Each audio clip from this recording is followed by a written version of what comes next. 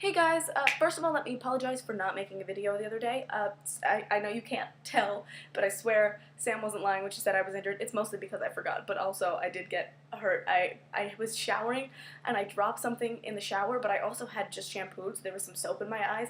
So like I was like, oh, you know what? I know my shower well enough that I could probably just bend down and pick it up without washing the soap out of my eye, but that was clearly not true because I just banged my head straight into that little handle on the thing that adjusts the temperature. And yeah, not one of my more shining, awesome moments in life, but yeah, at least it's under my eyebrow, so you can't tell. It's like, it's big, but you can't see it because it's under my eyebrow. I'm scared it will scar, and then I will just have no hair on my eyebrow, but I'm treating it and doing what I can. So hopefully I'll never be like the eyebrowless wonder, and we can just pretend this whole thing didn't happen. But so today I was gonna make, you know how like when good things happen to us, we make videos about the good things. I feel like I do that too much, so I was gonna try to make my video about something bad that had happened to me. I do that too, whenever I have like embarrassing or awful moments, or like just like random things that happen to my life, like when my front yard was on fire. I made a video about that. But so I was gonna talk today about how in physics, like I'm really good at physics. That was, yeah, that talking about my failures. I'm really good at physics. But no, I am good at physics.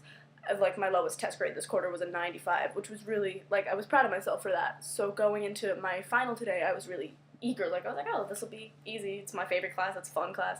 And then I screwed it up completely because I wasted way too much time on one question because I was plugging my velocity into my distance portion of an equation, and I wasted literally like 20 minutes on this one question, and then I didn't get it. I didn't finish the test. It was bad.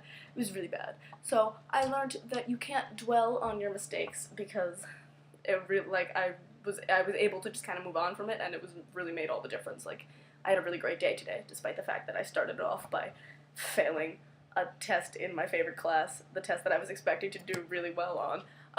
But then I went home with my friend and I learned something really interesting that I would rather talk about.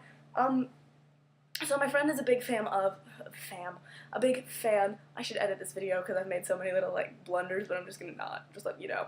But anyway, my friend is a big fan of Private Practice, the show on, I don't know, the network, I don't know why I'm gonna say that.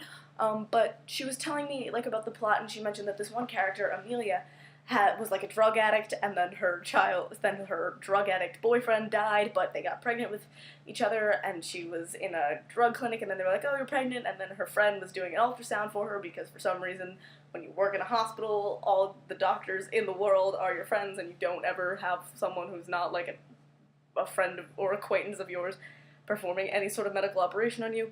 And so then, like, her friend was doing the ultrasound, and then she goes, oh no, and runs out of the room instead of being like a mature doctor and being like, oh, I'm just gonna get someone else to look at this. And they find out that her baby has no brain, and I was like, is that even a real thing?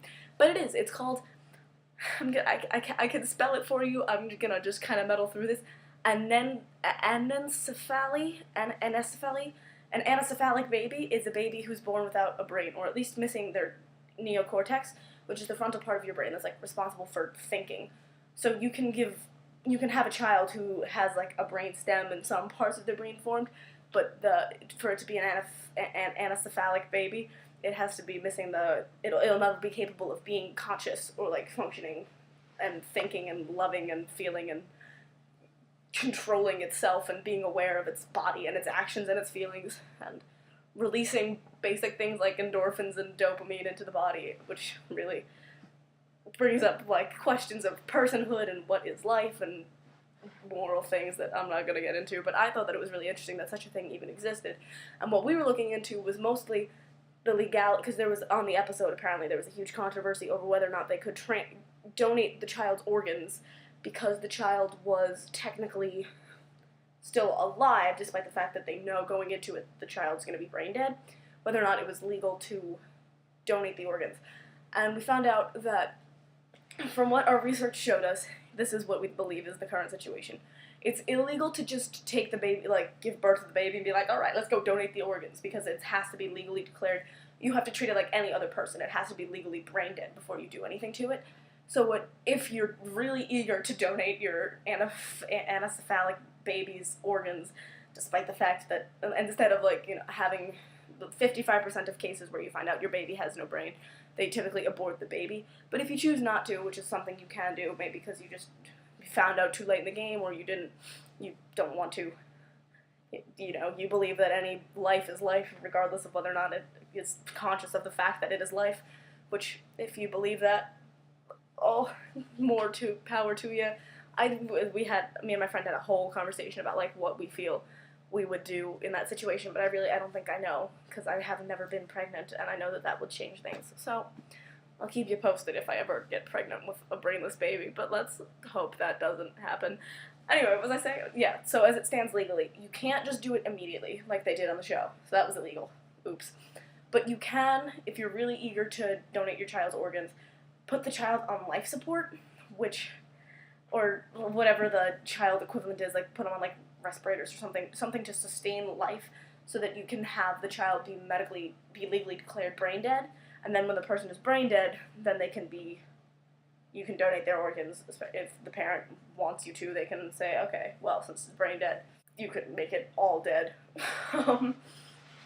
And that's what I learned, was that if you want to donate an anencephalic baby's organs, you have to wait for the child to be declared brain dead, so you have to put it on some sort of life support mechanism so that it will still be a brain death, and you can still donate the organs.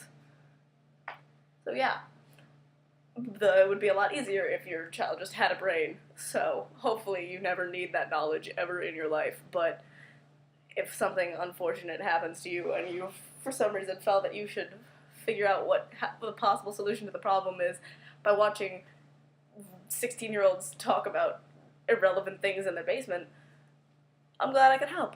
Okay, well, there's your bit of knowledge for the day. This is a long video. I'm gonna go post it onto the internet now. Bye.